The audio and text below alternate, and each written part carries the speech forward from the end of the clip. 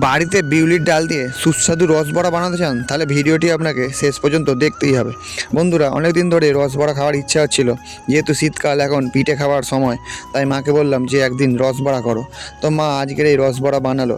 প্রথমে মা বিউলির ডালটা দুপুরবেলা ভিজিয়ে রেখেছিল, তারপরে বিকেলবেলা বাবাকে বললো মিক্সি দিয়ে বিউলির ডালটা বেটে দিতে। প্রথমে কিছুটা পরিমাণ বিউলির ডাল মিক্সির বাটিতে নিয়ে একবার বাটার পরে দেখলো একটু বাকি আছে, তাই মা আবার জল দিয়ে আরেকবার বাটতে বললো। এবারে পুরো তৈরি। তারপরে আস্তে আস্তে বিউলির ডাল বাটাটা একটা বড় গামলের মধ্যে ঢেলে নিল। এরম করে করে পুরো বিউলির ডালটাই বেটে নেওয়া আছে। আমরা রান্নাঘরে চলে এসেছি। মা প্রথমে তৈরি করবে রসবড়ার রস। একটা বড় কাঁচির মধ্যে প্রথমে কটা এলাচ, তাতে কটা তেজপাতা দিয়ে তারপরে দিল এক ঘটি জল, তারপর দিল কিছুটা খেজুরের গুড় আর পরিমাণ মতন চিনি। রস তৈরি করার জন্য যে জিনিসটা তৈরি হলো, এবার কাঁচিটা নিয়ে বসিয়ে দিল গ্যাসের ওপর। তারপরে বিউলির ডালটা যে বাটা ছিল তাতে দিল কিছুটা পরিমাণ নুন আর একটু খাবার সোডা, যাতে রসবড়াটা ভালো ফোলে। তারপরে কড়াটা নিয়ে ওভেনের মধ্যে বসিয়ে দিয়ে কড়ায় দিয়ে দিল সাদা তেল আর সরষের তেল পাইল করে। এখানে দুটো তেল পাইল করে দেওয়ার উদ্দেশ্য হলো একটু যাতে মচমচে ভালো হয় আর সরষের তেলের স্বাদটা রসবড়ার মধ্যে যেন যায়। যেহেতু রসবড়ার রসটা একটু কম হয়েছিল, তাই আর একটু জল দিয়ে মা ভালো করে নেড়ে ছেড়ে নিল। আর ওদিকে তেল থেকে থেকে গরমও হচ্ছে, আর মা এদিকে রসটা চাপা দিয়ে দিল। যেহেতু তেলটা এবার গরম হয়ে এসছে, তারপরে মা বিউলির ডালগুলো আস্তে আস্তে ছোট ছোট বড়া করে কড়াই ছাড়তে আরম্ভ করলো। তেল গরম হয়ে গেছে, কড়াই ছাড়তেই দেখো টকবক করে ফুটছে। এরকম করে করে পুরো কড়াটাতেই অনেকগুলো রসবড়া একেবারে মা ছেড়ে দিয়েছে।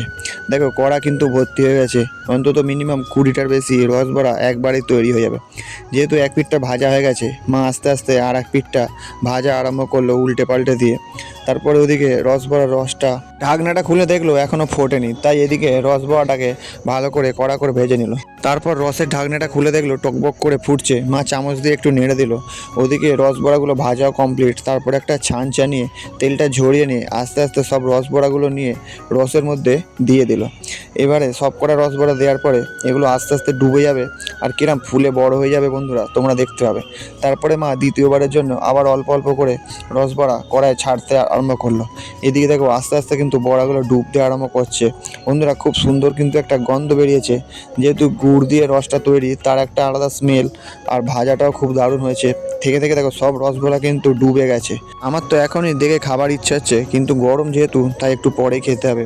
তো আর এক কড়া ভাজা হয়ে যাওয়ার পরে আবার ছানচা নিয়ে মা রসবড়াগুলো নিয়ে আবার রসের মধ্যে ছেড়ে দিল। বন্ধুরা, তারপরে আমি একটা ছোটো চামচ নিয়ে সব রসবড়াগুলোকে নিয়ে একটু ডুবিয়ে দিলাম। আর তলা থেকে একদম প্রথমের যে রসবড়া ছিল সেই আমি 4 পিস তুলে একটা বাটির মধ্যে নিয়ে নিলাম। আর নিয়ে নেবো কিছুটা পরিমাণ রস। তারপরে তোমাদের দেখাবো যে কত সুন্দর সফট আর নরম হয়েছে, তবে বুঝতে পারবে যে রসবড়া ভালো হয়েছে কি খারাপ। দেখো চামচ দিয়ে কিন্তু একটু চাপ দিলে এগুলো কেটে যাচ্ছে। খুব সুন্দর। তো বন্ধুরা, আজকের ভিডিও এই পর্যন্তই। আবার দেখা হবে আগামীকাল অন্য কোনো ভিডিও নিয়ে।